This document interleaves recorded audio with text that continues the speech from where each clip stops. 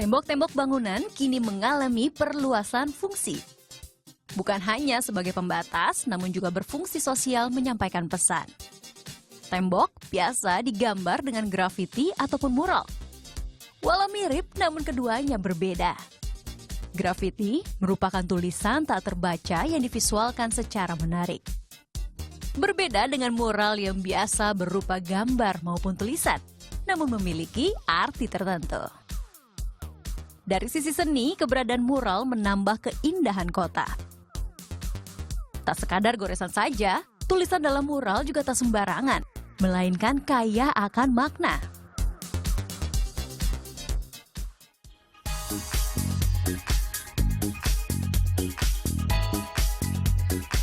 Seperti mural yang berada di Kompleks Samudra Indonesia, Pasar Minggu, Jakarta Selatan. Di daerah yang mayoritas berpenduduk di atas 60 tahun ini, sebuah mural menghiasi salah satu sudutnya. Rangkaian tulisan sederhana yang syarat makna.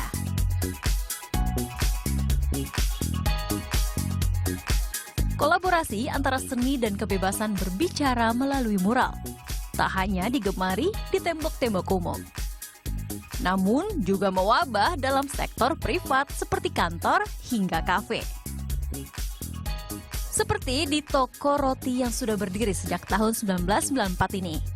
Toko merenovasi desain interior dan eksteriornya dengan menambah 5 spot mural.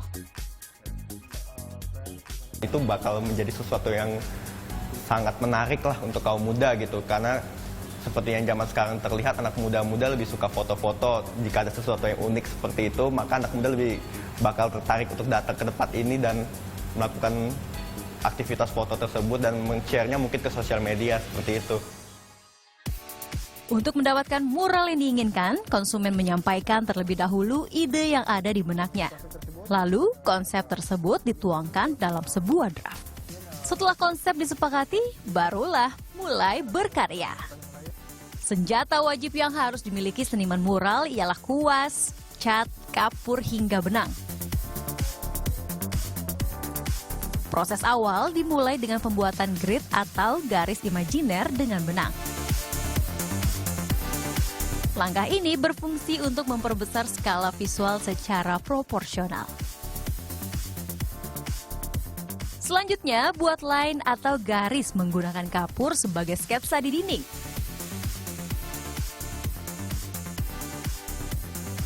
Kemudian masuk ke tahap utama. Penggarapan langsung menggunakan cat tembok akrilik. Satu persatu, tulisan maupun gambar dilukis mengikuti sketsa yang sudah dibuat sebelumnya.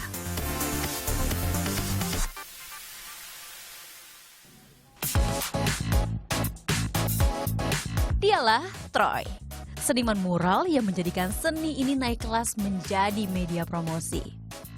Melalui Republik Mural yang didirikannya sejak tahun 2014, ia jadikan mural sebagai media beriklan yang kreatif. Terutama jadi kebutuhan promosi bisnis di era digital dengan konsumen milenial. Karena orang sudah mulai jenuh mungkin dengan grafis yang sifatnya digital, yang lebih gampang di aplikasi, bisa duplikat ribuan, dan mungkin ini adalah tren di mana kita kembali ke era-era yang sebelum ada digital. Mungkin ya, ini baru kata saya gitu. Ketika seniman sudah masuk ke area bisnis, itu hal-hal yang banyak harus dipangkas. Mulai dari free-nya seniman itu udah nggak bisa 100% free.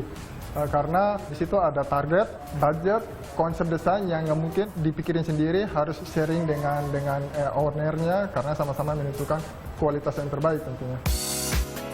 Walau teknisnya tak berbeda, namun konsep antara mural di jalan umum dengan mural dalam bisnis jelas berbeda. Terletak pada bagaimana penyampaian visual yang indah dan sesuai kebutuhan yang diinginkan.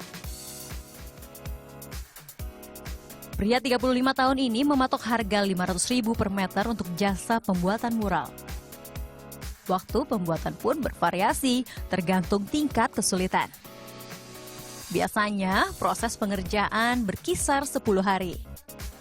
Dalam sebulan, ia dan 6 rekannya bisa mengerjakan 2 proyek pembuatan.